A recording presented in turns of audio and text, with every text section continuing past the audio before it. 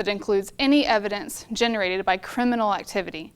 For example, blood spatter left by the criminal or shell casings left from a fired handgun.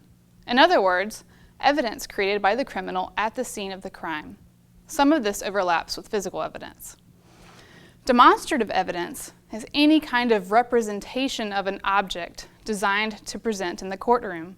In other words, things created for courtroom purposes after the event of a crime.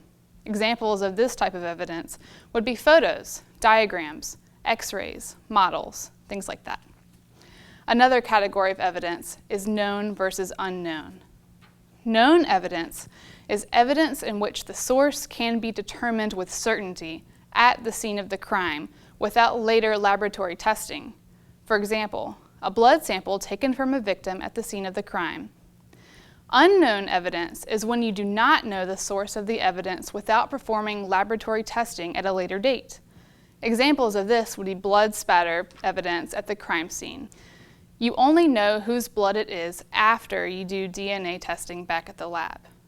Last but not least, a very important category of evidence is individual versus class evidence.